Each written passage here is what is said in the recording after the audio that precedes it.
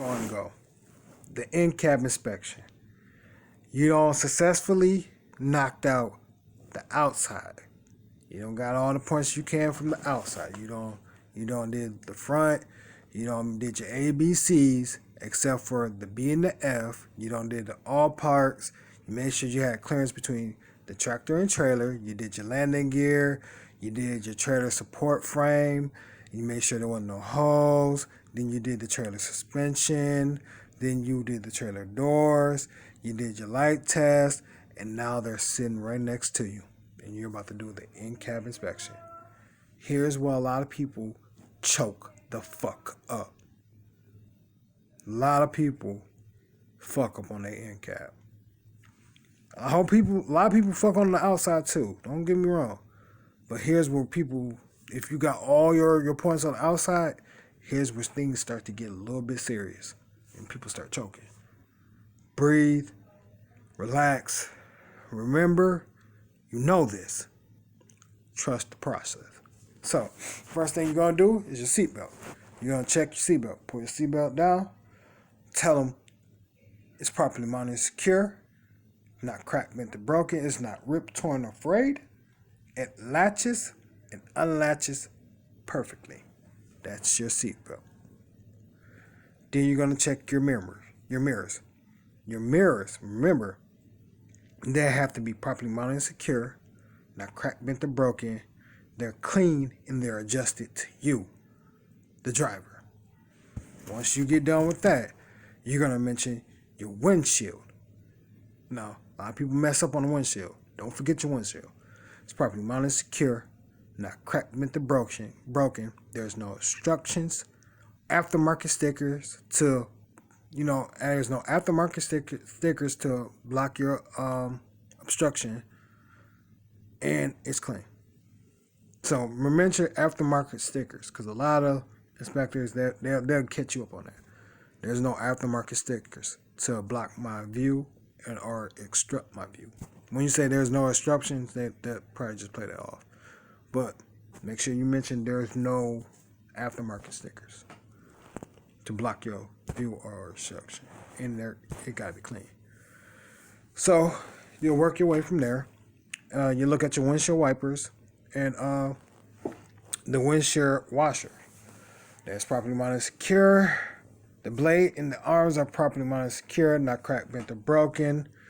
The rubber is not cut or torn, and it's properly mounted and secure, not cut, bent, or broken. Then you'll push the thing all the way in, and the washer fluid spray is working properly.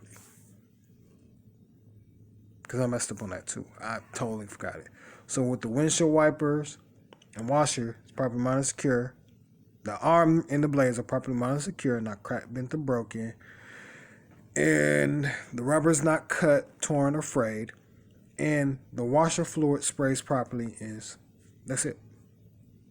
Then you will mention your lights. Now here's when everything starts to get, like I said, a lot of people choke up. Your lights, your chest and your right, your left turn signal, your high beam, your four-way flashers.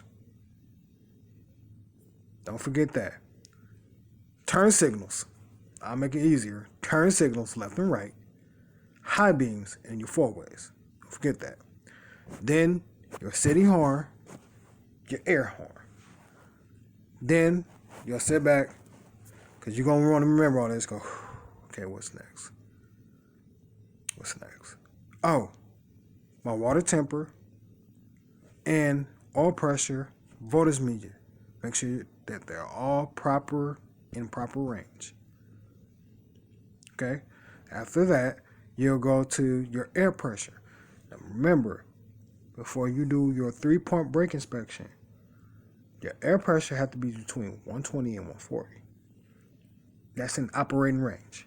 So, with your air pressure, you're going to make sure that you mention that it's between 120 and 140. Then you want to check your defrost and heater, that they're both working properly and that the airflow is coming out. So you're going to reach over it, reach under to make sure that it's working. After that, they'll sit back and be like, okay, so what's next? And then you'll mention either what you want to do, because then some of them may skip over this part. And I know a couple people was like, well, they didn't mention anything. They just went to a 3-point brake inspection. No, don't let them do that. Do not let them do that. If they do, you fail. You will fail if you let them, after you do this, after you get done, mention all this right here. Because you got to mention your seatbelt. You got to remember your driver and passenger mirror. You got to remember your windshield, and then your wipers and washer, your light indicator, your horn, your water temperature, your oil pressure, and your voltage meter, your air pressure gauges, your heater and defrost.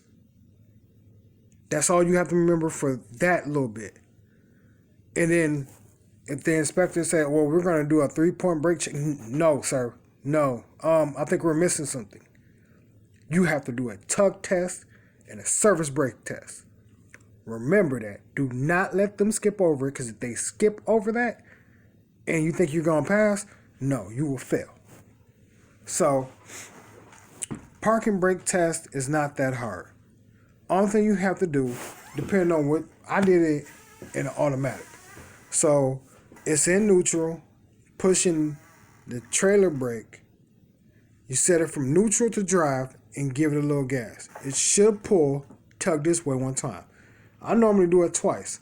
Reason why? I'm testing that coupling system to make sure that it's coupled and nothing is going to happen wrong when I turn. Because a lot of people like to play jokes at truck stops, and they'll come release that tandem arm. They'll release arm, they'll pull that, and you'll drive down the street, and next thing you know, boom, boom, your whole trailer come off. And guess who that for? You, the driver.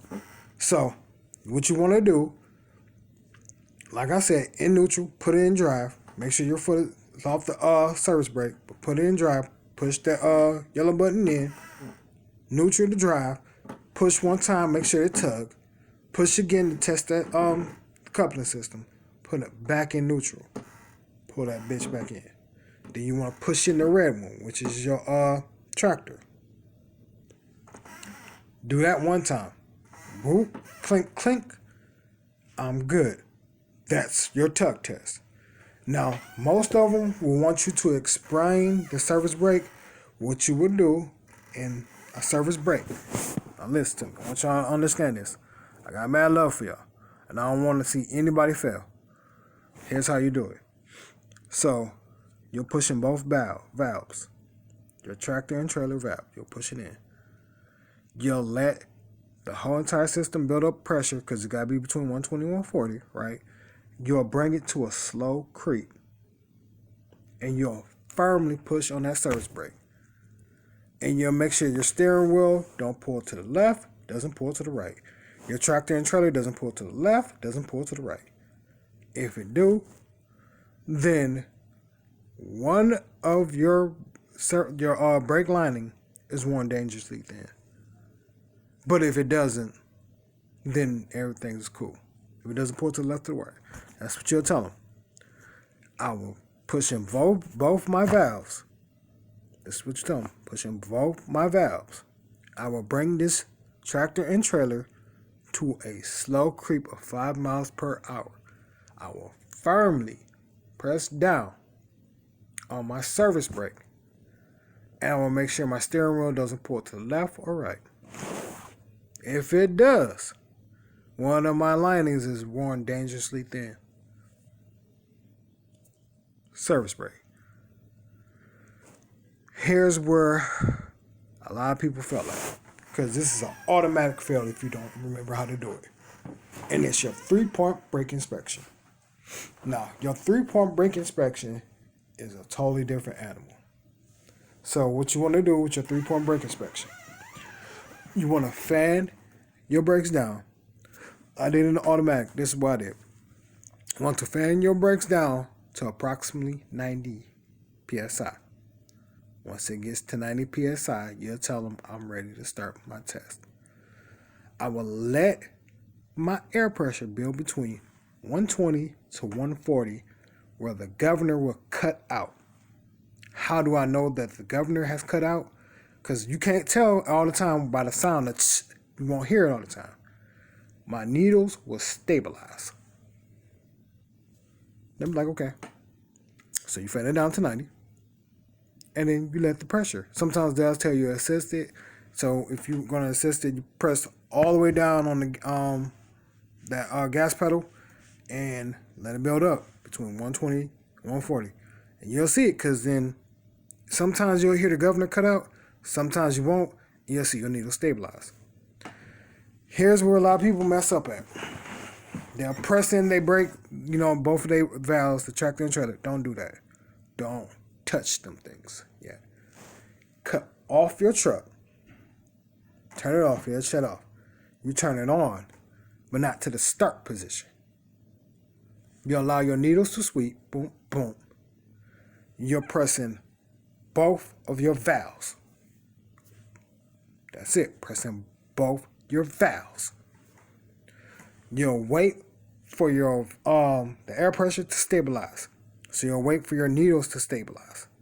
Boom, boom. Once they're stabilized, okay, what's next? I will press down. Firmly press down on the service brake. I should not lose more than 4 psi in 60 seconds in a combination vehicle equipped with air brakes. Hold it down. Press it all the way down. 1 Mississippi, 2 Mississippi, 3 Mississippi, 4 Mississippi, 5. Are we losing any air pressure? No, sir. No, ma'am. Okay, what's next? I will fan down my air pressure to 60, approximately 60 psi, where my warning light and buzzer should sound. Boom, boom, boom, boom, boom. Keep fanning that thing down to 60. Do not stop.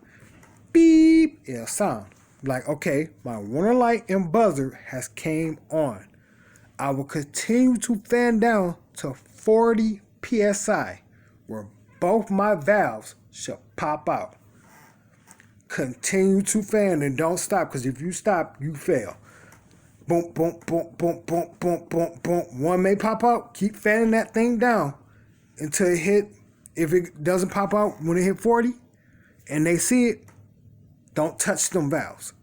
Keep fanning it down till it hits 0. Once it hits 0, then they'll know. Be like, well, they'll pull it out themselves. But don't you touch them things. You fan it down to 40 when both of them valves should pop out. And if they don't, keep fanning that thing down. So boom, boom, boom, boom, boom, boom, boom. And once it pop out, you'll be like, okay, this concludes my 3-point brake inspection. They'll be like, good job.